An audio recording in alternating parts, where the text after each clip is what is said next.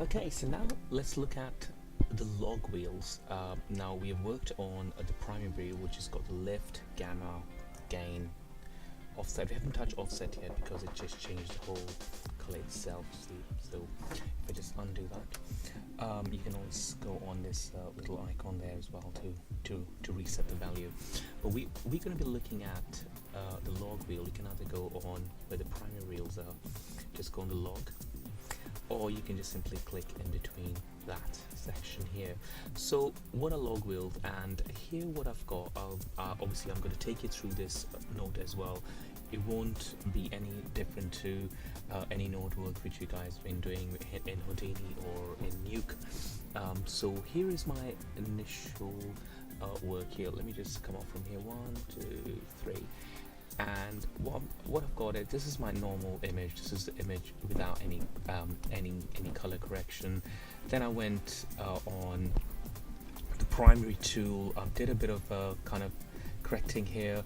Then I went to the log tool here to get the shadows right. So these are specifically are used if you see the lift, gamma and gain, where the names are different here. You got shadow, midtones, highlight. So this is specifically gives you a kind of head start on looking at the shadows and how we can get the shadows right. So if I just go on here and look at my last image, you can see that the shadows are quite dark in there. I can even go back into this and just kind of start working on, see the highlights on that. So I'm going to take you through this, and this will be our last exercise for this session, and I believe that you can go back to these images and start working on with different nodes. So obviously I have not used any node based here, but it'd be nice if you can go back and start looking at correcting different nodes in different ways. So if I can delete all of this, let me just highlight that. Like the primary wheels, they have a fixed area effect or fall off as you like, but with the log wheels, it's really kind of a manual driven as well. It allows you manually to fix the peak whites and the peaks black as well, and produce a really stylized kind of image. So hopefully I'm going to take you through that. So firstly, if I would like to start looking at looking at this image here, so if you are still on this page here, if I just go on my node page, what you can do is simply do a right click, and what we do, we go to the corrector and then bring node just down there as soon as you see the plus sign, or if you want, you can just simply connect like the usual way. That's 1 and 2. So now let's do a primary grade to this so we can see what will happen here. So let's get the lift kind of balanced out first with the blacks there. I could just start lift it up a little bit, and then let's get the gain. It's kind of it was touching, just crashing there. There we go. So now that's fine. Okay, and we are looking here. It's kind of a yellowish kind of it's got like kind of a yellow tint. But let's create another another node. Let's do corrector. Let's get another node here. There you go. And now what I'm going to do is kind of just correct the whites. So, and the reason I'm doing it separately so you can understand different stages, so that you know, as a color corrector, as a color grader, you know that which stage you're at. However, although we have not worked with nodes here, I was just kind of giving you a more kind of foundation description about how color correction is done and color wheels. And but here I'm going to just go straight into the advanced section, where we're going to look at this part, how we can make this more whiter. So if you can see on the gamma, on the midtones, you can see that it's kind of yellowish. It's kind of that color there. So the rule of thumb is, if you see anything kind of yellowish or bluish. It's really the opposite. So if I want to bring this little round kind of circle slightly down, watch very carefully what's happening there. There we go.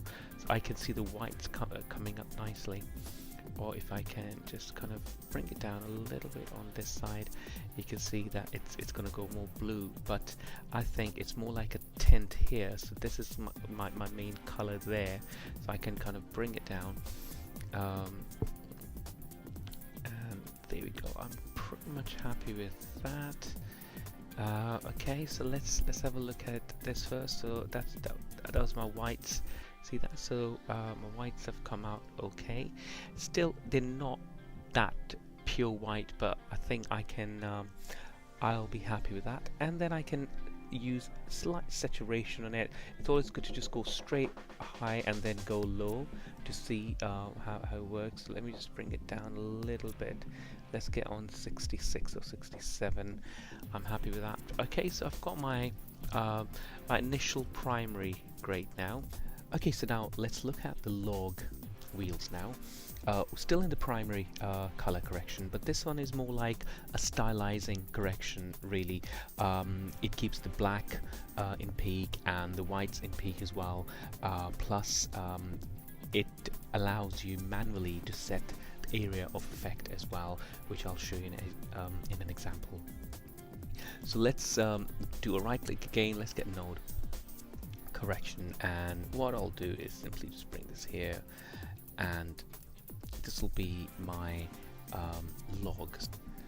So what I've done here is I've just simply named my my nodes because it's quite important. So what I've done is just do a right click and change label, and then you can kind of name it. So I've kind of named this as my log wheel, and then this is my midtones, my shadows, and this is my original image there.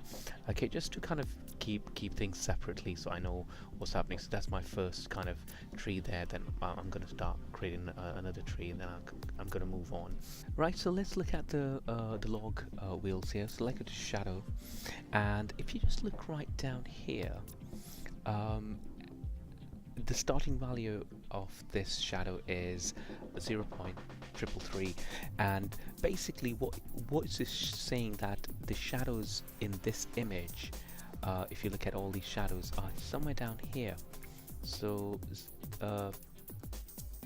it's down somewhere right there. So if I kind of move my shadows around, let me just give you an example, and watch very careful to the waveform. What's happening here? It's just kind of crushing there, but it's not going further than that. See that? So we were here somewhere down. So these are all my shadows peak down there. So I can bring it down, and now I know where my shadows are all about. So this is kind of a standard value for your main shadows. So if I just bring this down a little bit and kind of stretch it out, so that as usual. So I've got some stuff happening down there. Let me just bring it up a little bit there, so we can kind of start working on shadows individually. I don't want to really crush this down. Okay, now let's look at the high range here.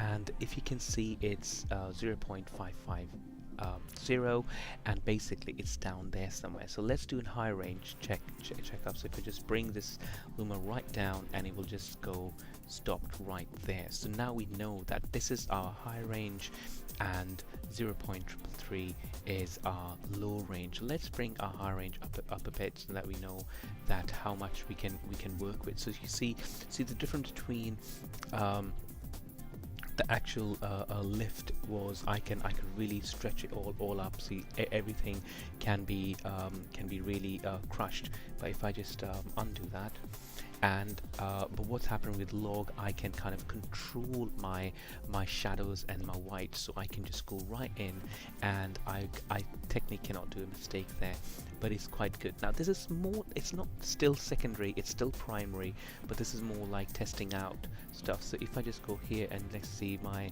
final, see it's slightly different, it's only the little touch there, but there we go. The shadows are now much more I've got some darkness coming up at this kind of level there. So if you just move on, there we go. Again, where it comes to the mid-tone, it's really the center, the middle of 0.550 and 0.333. So if I just mess around with the mid-tones, watch very carefully what's happening. It's really in between these two kind of numbers. So really the mid-tones can be touched, but we've already kind of worked on the mid-tones here, so you don't have to worry about that. So let me just go back on here. So the only thing which I was looking at, I'll just kind of bring this shadow down a little bit down on a lower end, and I'm going to just give it a bit more highlight, or just kind of crush the highlight down a little bit, and I'm pretty much done with that. So I've got your log wheels. We worked on the actual gain as well, on the primary bars, and we worked on the color wheels. So hope you kind of get a full-on understanding on how these wheels work. It's pretty simple principle, but once you get this principle, that's your starting point